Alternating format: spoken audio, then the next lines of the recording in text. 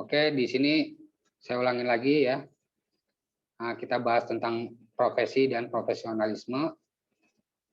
Jadi, profesi merupakan bagian dari pekerjaan, tetapi tidak semua pekerjaan adalah profesi. Ya. Jadi ada perbedaannya antara pekerjaan dengan profesi.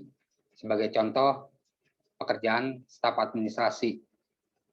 Ini tidak masuk ke dalam golongan profesi. Karena untuk bekerja sebagai staf administrasi, seorang bisa berasal dari berbagai latar belakang pendidikan, ya, pengetahuan dan pengalaman. Sedangkan akuntan adalah sebuah profesi. Karena seseorang yang bekerja sebagai akuntan haruslah berpendidikan akuntansi dan memiliki pengalaman kerja beberapa tahun di kantor akuntan, ya. Jadi ini ada perbedaan ya antara pekerjaan dengan profesi. Nah, kalau pekerjaan tadi bisa dari latar belakang apa saja bekerja yang tanpa menuntut ilmu yang spesifik. Contoh yang tadi staf administrasi gitu ya, operator, terus apalagi input data gitu ya, itu yang terkait administrasi gitu ya.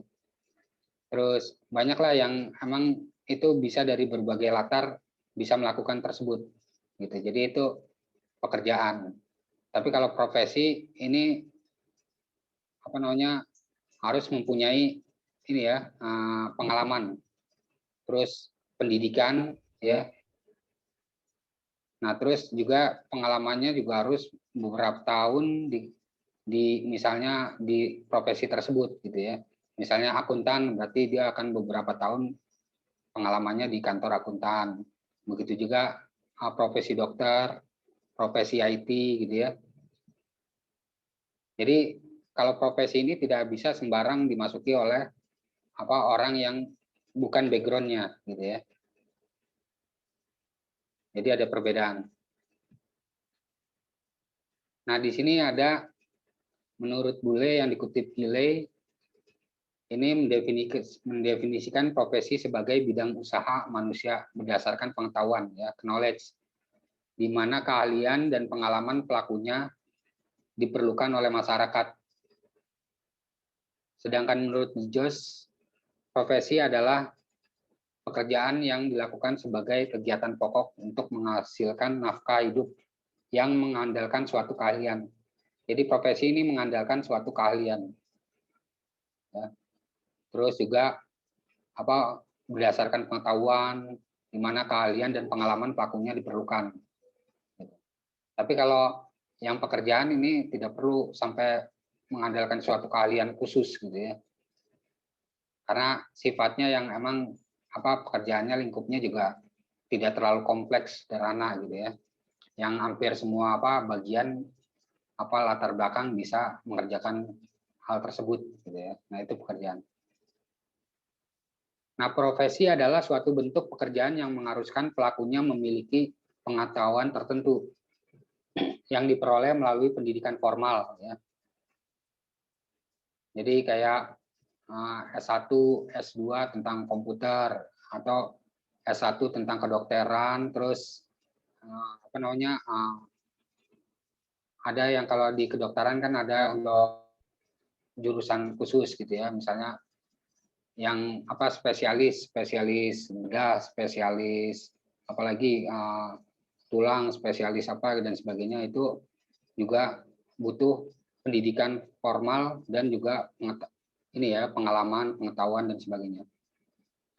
Dan keterampilan tertentu yang didapat melalui pengalaman kerja dan terus diperbarui ya keterampilannya sesuai dengan perkembangan teknologi. Nah, terutama profesi IT gitu ya, karena IT ini kan berkaitan dengan teknologi ya. Jadi teknologi ini terus berkembang cepat gitu ya. Jadi perubahannya sangat signifikan gitu. Jadi hampir tiap tahun gitu ya, berapa tahun itu akan berubah teknologinya. Jadi kalau kita tidak update gitu ya, maka akan ketinggalan. Makanya di sini pengalaman kerja dan terus memperbarui keterampilan sesuai dengan perkembangan teknologi. Nah, secara khusus profesi dibedakan menjadi dua, yaitu profesi yang melibatkan hajat hidup orang banyak.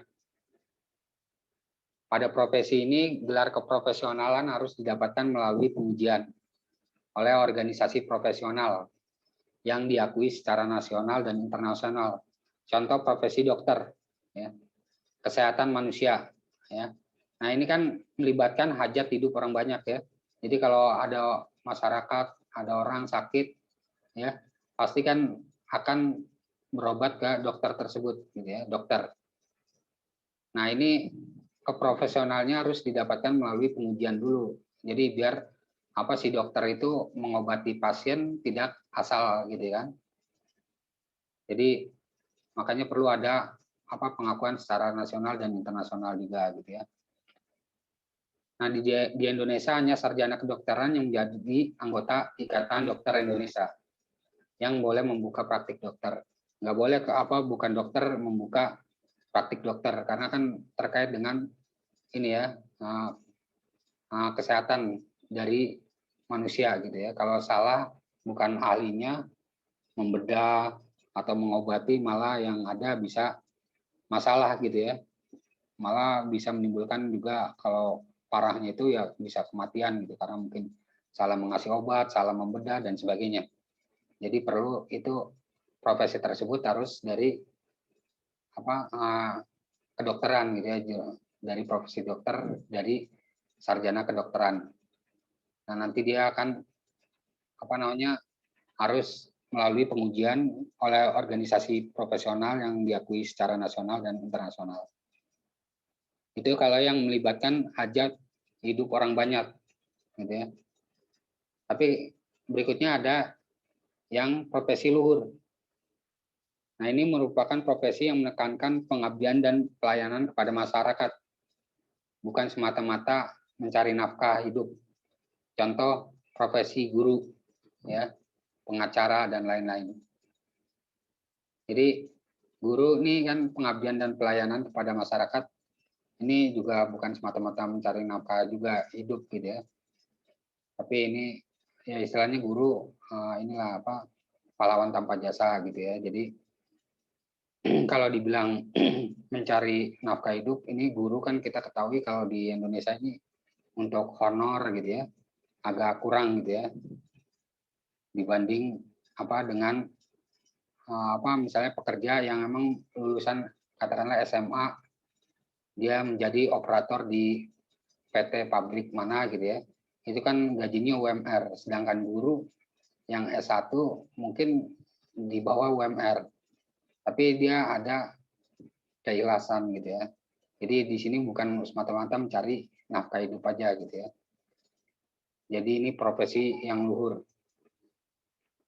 terus kalau kita juga nanti profesi ini ya apa IT ini nanti juga ada gitu ya profesi IT gitu ya nanti perlu sertifikasi kayak misalnya kalau untuk network maka nanti ada sertifikasinya seperti sertifikasi Cisco ya sertifikasi Mikrotik kalau network ya kalau yang keamanan atau yang ke programming ada sertifikasi baik yang nasional maupun yang internasional.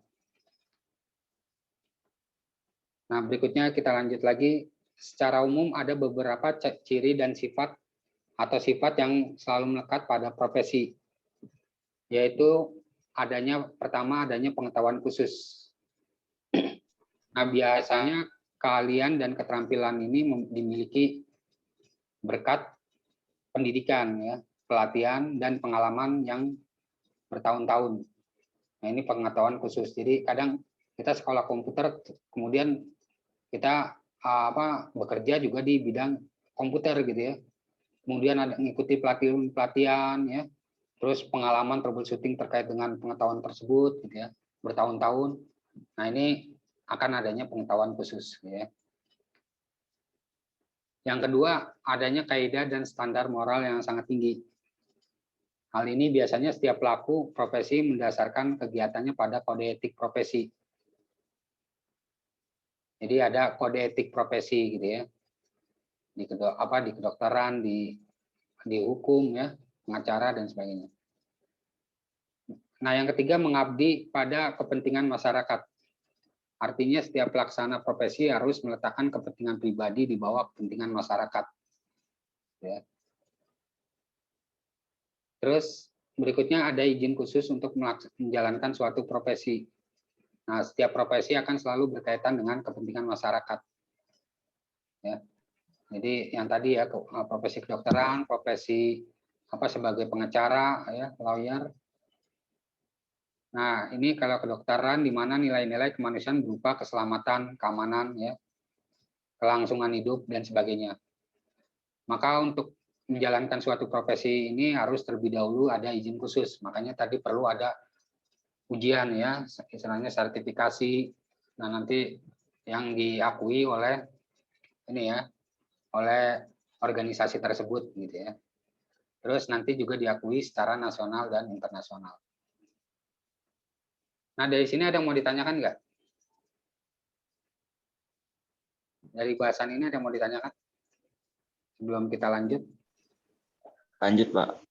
Jelas ya tadi ya, tentang perbedaan profesi dan pekerjaan. Saya capture dulu untuk absensi. Bentar.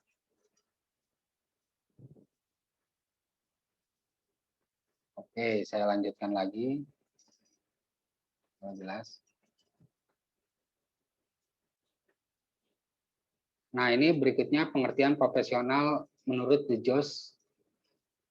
Profesional adalah orang yang mempunyai profesi atau pekerjaan purna waktu dan hidup dari pekerjaan itu dengan mengandalkan suatu keahlian yang tinggi. Nanti IT juga kan dibutuhkan keahlian yang tinggi, misalnya seorang programmer, seorang network ya, analis ya, dan sebagainya. Atau seorang profesional adalah seseorang yang hidup dengan mempraktekkan suatu keahlian tertentu dengan terlibat dalam suatu kegiatan tertentu yang menurut keahlian. Jadi ada proyek-proyek, nanti biasanya akan diisi oleh tenaga ahli yang memang mempunyai profesionalitasnya profesional gitu ya terhadap pekerjaan tersebut atau kompeten. Sementara orang lain melakukan hal yang sama sebagai sekedar hobi untuk senang-senang atau untuk mengisi waktu luang.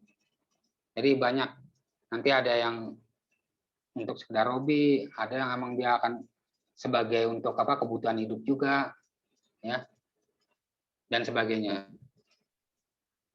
Nah, profesional adalah seorang yang menjalankan profesinya, pelaku profesi secara benar, dan melakukan menurut etika dan garis-garis profesionalisme yang berlaku pada profesinya tersebut.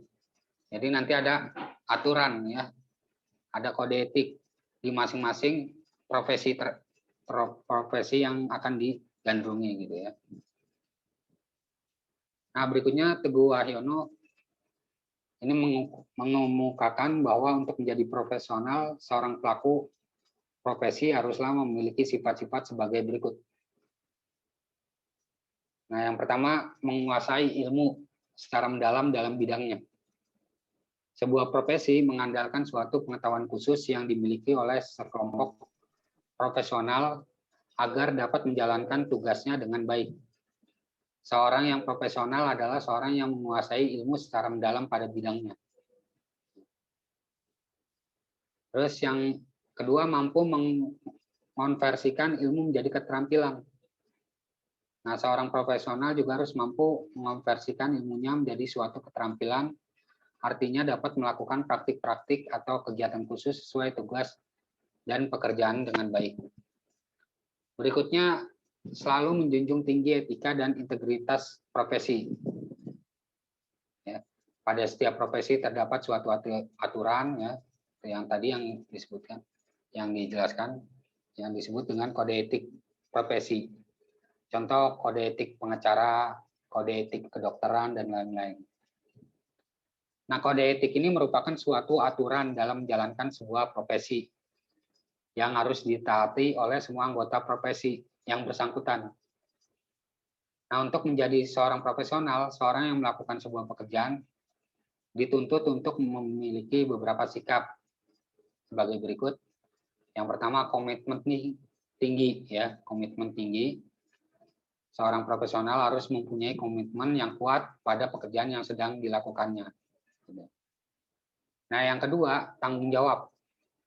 Seorang profesional harus bertanggung jawab penuh terhadap pekerjaan yang dilakukannya. Yang ketiga, berpikir sistematis. Ya. Terus keempat, penguasaan materi. Ya.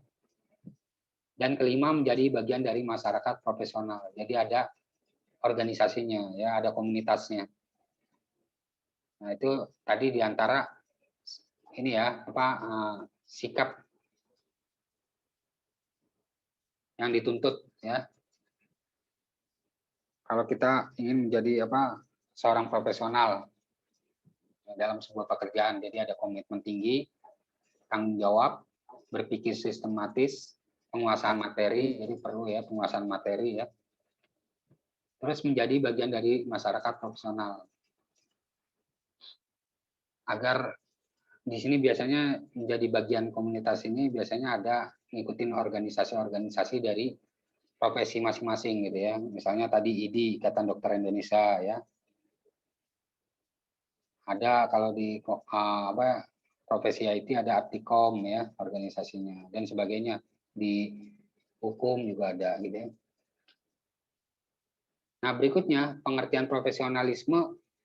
Ini titik penekanan dari profesionalisme adalah penguasaan dari ilmu pengetahuan atau kemampuan manajemen beserta kemampuan strategi penerapannya. Meister menyatakan bahwa profesionalisme bukan sekedar pengetahuan teknologi dan manajemen, tapi lebih merupakan sebuah sikap. Ini kalau menurut Meister ya. Nah, pengembangan profesionalisme pada seorang teknisi bukan hanya merujuk pada keterampilan yang tinggi, melainkan juga ada tingkah laku yang sesuai kriteria. Ya. Jadi kadang kan ada seorang orang IT gitu ya, dia mengetahui punya skill, tapi attitude-nya kurang ya, dia malah menjadi cracker gitu ya, karena dia tidak menjalankan profesi IT secara benar gitu ya. Jadi di sini kan makanya dikatakan bahwa profesional bukan sekedar pengetahuan teknologi aja ya, tapi lebih merupakan sebuah sikap juga gitu ya. Nah ini ya, bukan hanya merujuk pada keterampilan tinggi, melainkan juga tingkah laku juga harus sesuai kriteria. Makanya kita nanti bekerja di IT yang seperti saya bilang data-data akan gampang diakses oleh seorang IT gitu ya, karena kita yang akan mengelola.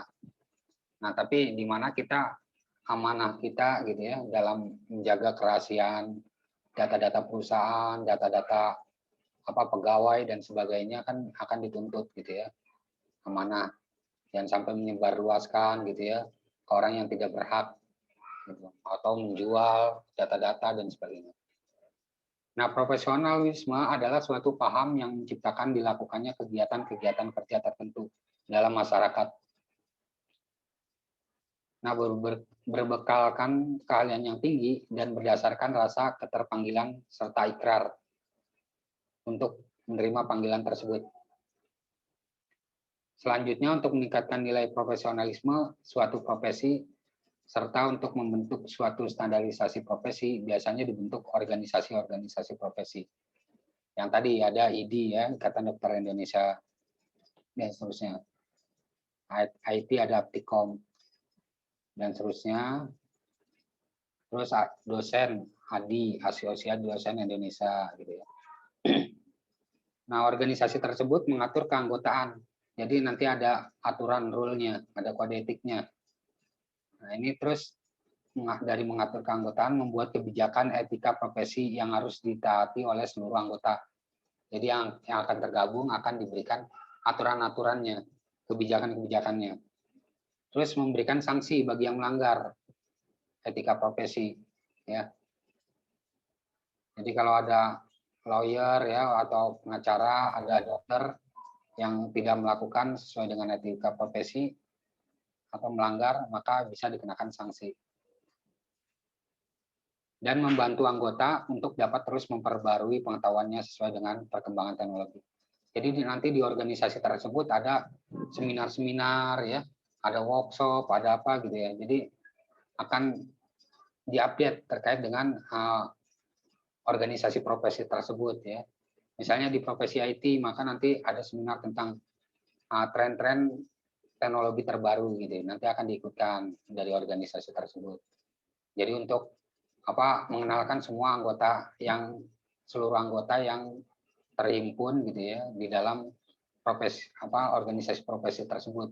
Jadi nanti dari situ semua pengetahuan akan bisa merata, diharapkan dan bisa menyebarkan, mendistribusikan pengetahuannya, knowledge-nya gitu ya, kepada masyarakat ya, yang membutuhkan.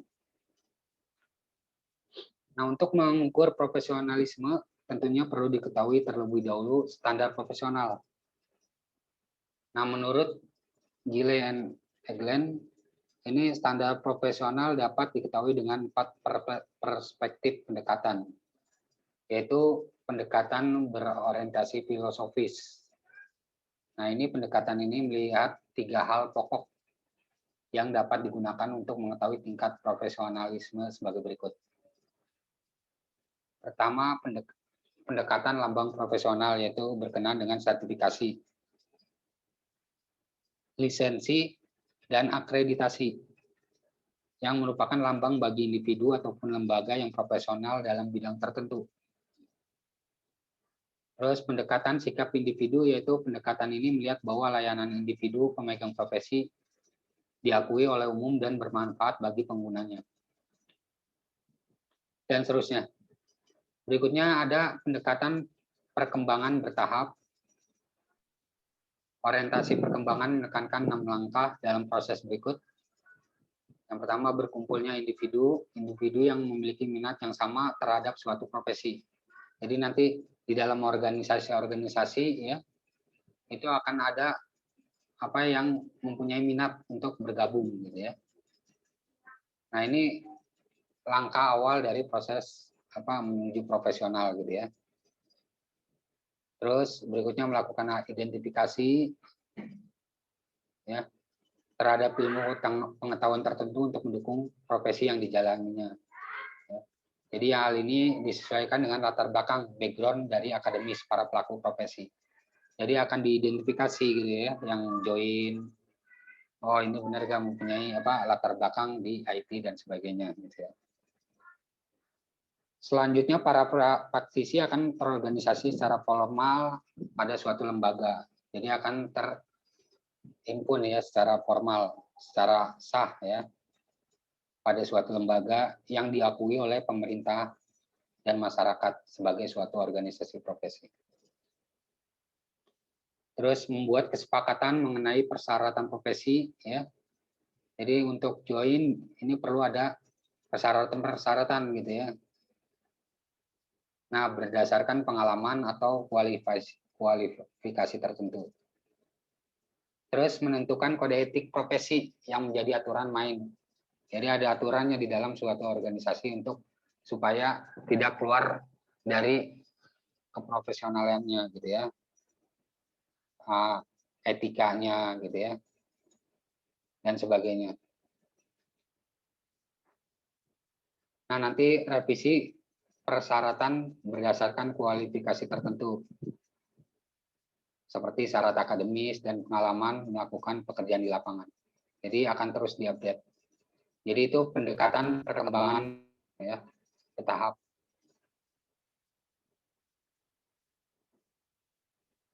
Berikutnya pendekatan berorientasi karakteristik ya, ciri-ciri.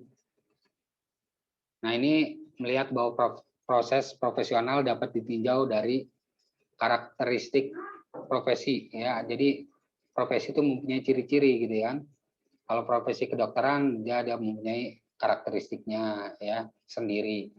Yang IT ada karakteristiknya sendiri. Begitu juga yang hukum ya, pengacara itu punya karakteristik sendiri gitu ya.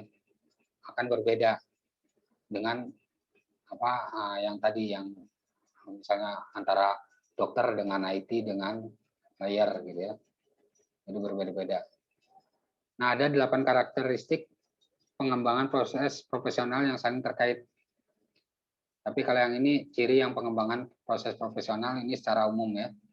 Jadi ada kode etik profesi ya di masing-masing organisasi atau di masing-masing institusi gitu ya. Nah, kode etik profesi merupakan aturan main dalam menjalankan sebuah profesi ya. Terus pengetahuan yang terorganisasi, terorganisir ya, yang mendukung pelaksanaan sebuah profesi. Terus keahlian dan kompetensi yang bersifat khusus. Terus tingkat pendidikan minimal dari sebuah profesi. Jadi nanti ada tingkat pendidikannya gitu ya. Jadi ini syarat-syarat juga yang diperlukan gitu ya untuk join. Terus juga ditambah sertifikat keahlian gitu ya. Jadi untuk menunjang gitu ya. Terus yang harus dimiliki sebagai salah satu lambang profesional. Dan seterusnya. Jadi bisa dibaca gitu ya. Yang terakhir itu kan adanya tindakan disiplin dan batasan tertentu jika terjadi malpraktik dan pelanggaran kode etik. Nanti akan ada sanksinya. Oke. Nah, berikutnya kode etik profesi. Nah, kode berasal dari bahasa Inggris yaitu code dan bahasa Latin yaitu codex yang artinya sebagai kumpulan sandi, buku, undang-undang, dan kata yang disepakati dalam lalu lintas telegrafi serta susunan prinsip hidup dalam masyarakat. Nah, sedangkan menurut Undang-Undang Nomor 8 pokok-pokok kepegawaian, kode etik profesi adalah pedoman sikap, tingkah laku, dan perbuatan dalam melaksanakan tugas dalam kehidupan sehari-hari. Nah, kode etik adalah sistem norma, nilai, dan aturan profesional tertulis yang secara tegas menyatakan apa yang benar dan yang baik, serta apa yang tidak benar dan yang tidak baik bagi profesional yang menjadi anggota dari sebuah organisasi profesi. Nah, kode etik ini menyatakan perbuatan apa yang harus dilakukan dan apa yang harus dihindari. Ya, kode etik diterima oleh suatu kelompok tertentu sebagai landasan tingkah laku sehari-hari di masyarakat maupun di lingkungan organisasi profesi. Jadi etika politik juga ya di partai politik dan sebagainya punya kode etiknya juga gitu ya. Kode etik profesi sebetulnya tidak merupakan hal yang baru ya. Jadi ini intinya bisa dibaca gitu ya. Nah, waktu kita tinggal kurang lebih 5 menit lagi. Ya. Nah, jadi intinya kode etik itu aturan-aturan ya. Yang di sini untuk memilah mana yang benar dan mana yang tidak benar gitu ya. Secara tertulis, jadi aturan, norma, nilai gitu ya. Secara tertulis. Jadi juga kode etik menyatakan perbuatan apa yang harus dilakukan dan apa yang harus dihindari gitu ya. Nah, ini sebagai landasan tingkah laku sehari-hari di masyarakat. Oke, jadi kode etik seperti itu, profesi juga sudah dijelaskan, jadi sudah bisa dipahami bahwa ada perbedaan antara pekerjaan dengan profesi gitu ya. Jadi pekerjaan tidak membutuhkan keahlian khusus, sedangkan profesi butuh keahlian khusus gitu ya.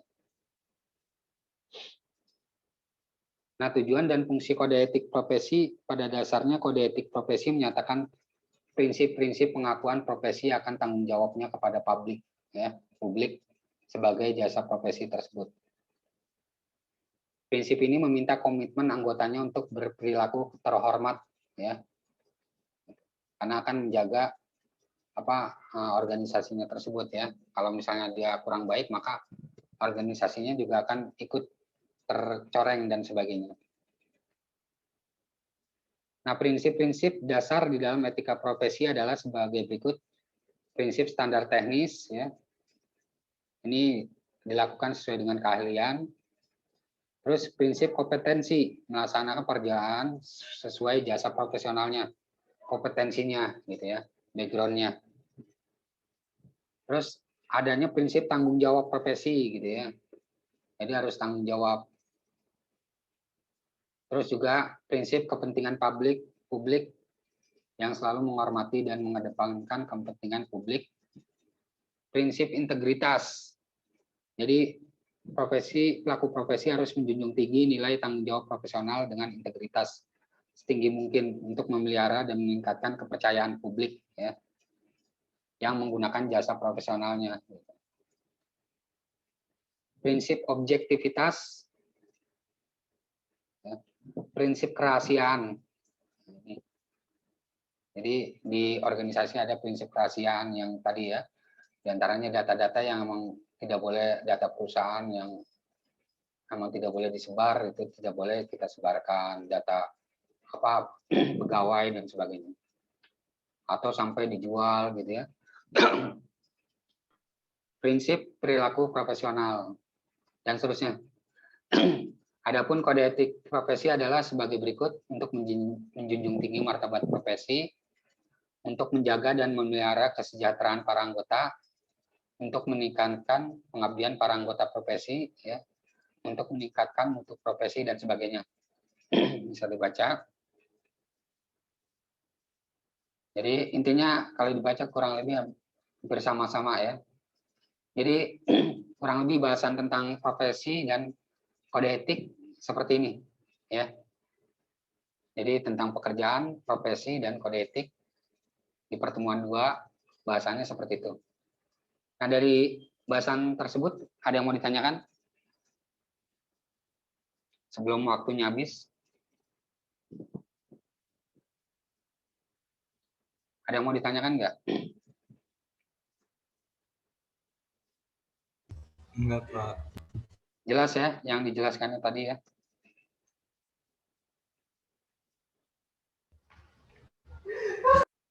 Nah, nanti apa selebihnya kita biasa seperti biasa, saya kirim modulnya, terus kalau ada yang mau ditanyakan tanyakan. Jadi selanjutnya belajarnya di offline via WhatsApp gitu ya. Ntar kita diskusi di situ.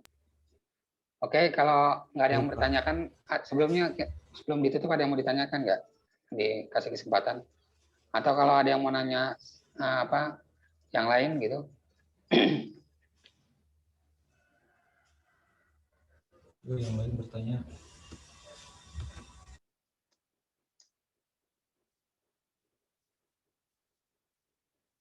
Nggak ada kayaknya, Pak. Nggak ada. Oke, kalau nggak ada, saya cukupkan sekian ya. Terima kasih ya. Jadi saya izin live. Assalamualaikum warahmatullahi wabarakatuh. Waalaikumsalam. Waalaikumsalam warahmatullahi wabarakatuh.